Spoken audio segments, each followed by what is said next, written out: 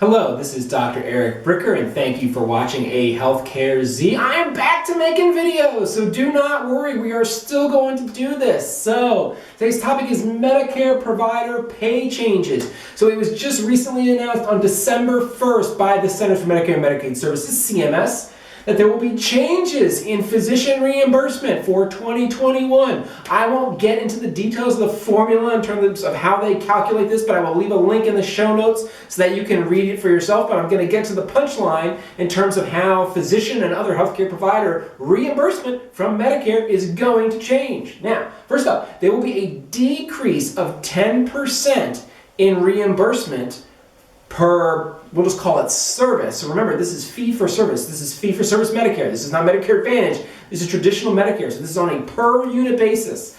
So there's going to be a 10% decrease in the per-unit reimbursement for radiologists, chiropractors, and nurse anesthetists. There's going to be a 9% decrease in per-service reimbursement for pathologists, physical therapists, and occupational therapists. There's going to be an 8% decrease in per-service reimbursement for anesthesiologists, cardiothoracic surgeons, interventional radiologists, and nuclear medicine physicians who do a lot of things like stress tests. Sometimes those are cardiologists that do that. Nuclear medicines do like bone scans and tagged white blood cell scans. Okay, next up, a 6% decrease in per-service reimbursement for emergency room doctors. Which, of course, during the coronavirus, the pandemic, the emergency room doctors were like, hey, what are you doing here? Okay, now, there is going to be an associated increase in reimbursement for other types of doctors. So it's not across the board. Other doctors are going to get a per-service fee increase. Those are, the endocrinologists are going to receive a 16% increase. Rheumatologists, 15% increase. Hematologists, oncologists, 14% increase. Family practice physicians, 13% increase, and internal medicine physicians, 4% increase, right? So these provide, obviously family practice and internal medicine provide the majority of primary care for seniors that are on Medicare, and endocrinologists provide a ton of diabetes and thyroid disease management for seniors.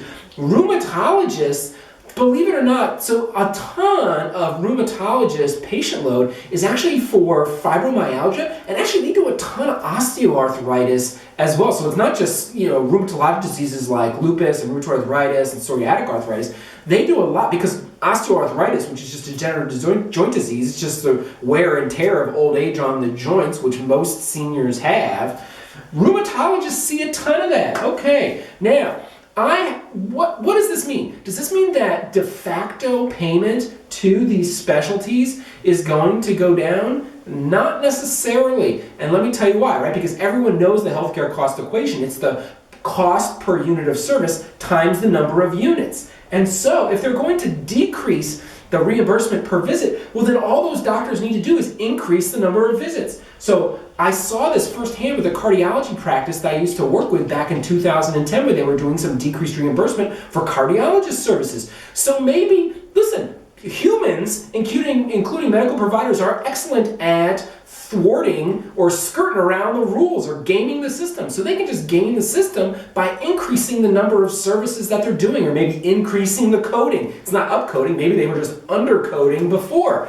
So they might maintain their reimbursement just by increasing the number of visits. Number two, look at the political timing of this. Arguably, the Trump administration is going to be gone, and so they're choosing now at a time where re-election is not possible for them to do a potentially very politically unpopular thing by decreasing these medical providers' reimbursement. So the timing is super interesting. And that's my point for today. Thank you for watching A Healthcare Z.